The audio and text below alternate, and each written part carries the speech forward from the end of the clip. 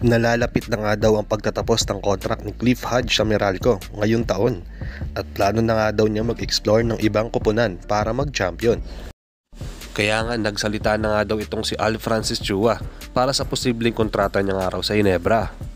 At Keith Jimenez, pinabilib nga ang mga fans at nagulat sa 2 years contract na nakuha niya nga sa SMB. Deserve nga ba talaga ito ni Jimenez? Yan ang topic natin sa video na ito mga ka-sports. Tara at pag-usapan na natin yan.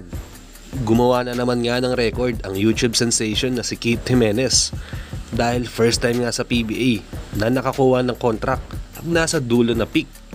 Dahil pang 76 pick nga siya ng SMB at nakakuha pa nga siya ng 2 years contract sa San Miguel. Take note, big company nga yung SMB mga ka-sports. Kaya nga laking tuwa na lang ni Jimenez. Makakasama niya nga din sa lineup ang kanyang idol na si Terence Romeo at inaasahan nga na magiging tandem nga nilang dalawa. Pero kailangan lang talaga nila bantayan ay yung injury nga ni Keith Jimenez mga ka-sports. Kasi sa pagkakaalam ko, 2 tuhod niya na nga ang na-injury. Kaya dapat palakasin talaga niya ito kung ayaw niyang masira ng maaga yung karir niya. At magtagal nga talaga sa PBA. Kasi alam nyo naman mga ka-sports na injury nga ang isa sa mga sumisira ng karir nga dito sa PBA. Kaya nga hindi nagtatagal. At madami na nga nakasaksi niyan sa nakalipas na taon.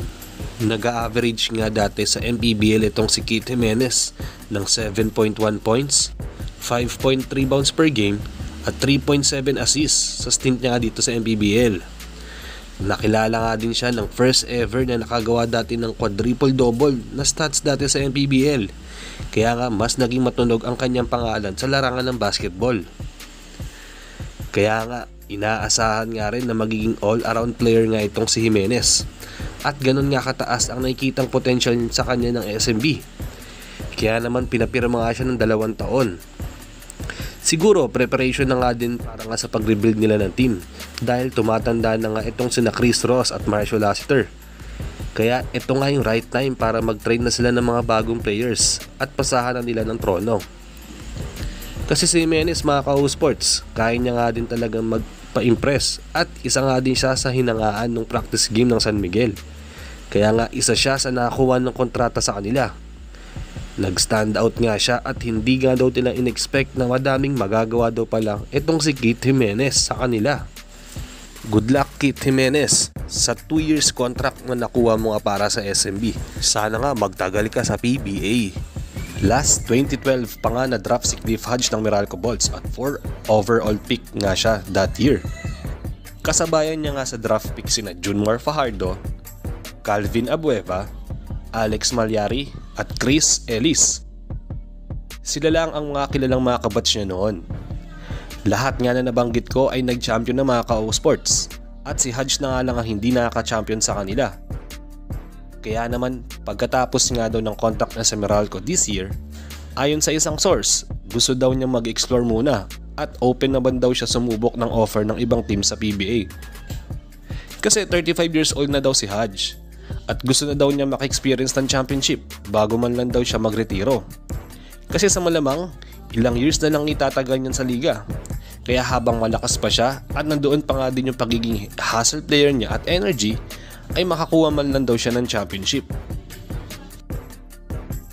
Sa tingin ko mga ka-sports, malabang makakuha nga ng championship yan si Hodge kapag nasa Meralco pa nga siya. Kasi parang may kulang nga sa pyesa ng Bolts.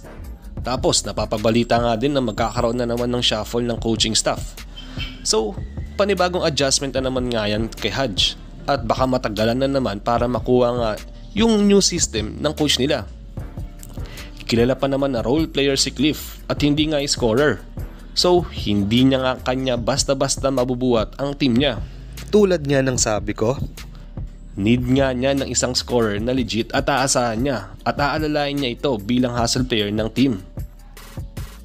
11 years na din siya sa liga at sa malamang na-realize na din ni Hodge na mag-explore na nga ng ibang kupunan sa liga. Hindi yung puro loyalty lang. Kailangan niya rin ng championship kahit pa paano, di ba?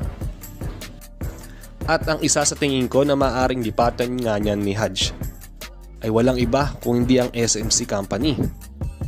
Yan lang naman yung big company na malaki nga ang chance na makakuha nga siya ng championship. At ayon sa rumors, Ginebra nga daw ang gusto niyang lipatan. Kasi lahat nga ng former teammates niya sa Bolts dati, katulad nga ni Jared Dillinger at Nards Pinto, nakapag-champion na nga sa Ginebra. Kaya naman magbabaka sakali daw si Hodge na hirap daw niya matalo lagi sa championship.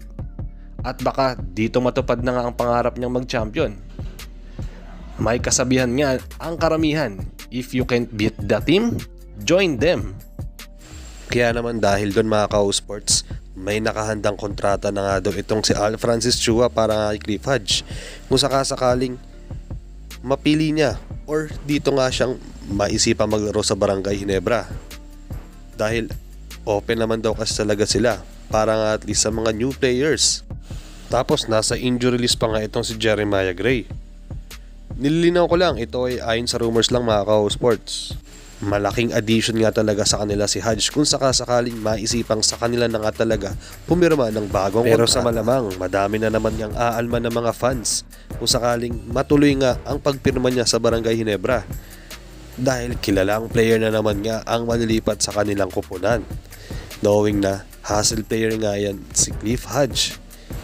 Kayo ba mga ka-sports, sa tingin nyo, mas okay bang pumirma ng bagong kontrata sa ibang kupunan itong si Hodge or dapat mag-stick na nga lang siya sa Meralco Bolts? Mag-comment lang kayo ng inyong opinion. Hanggang dito na lang muna tayo sa video na to at mag-ingat kayo palagi. Bye-bye!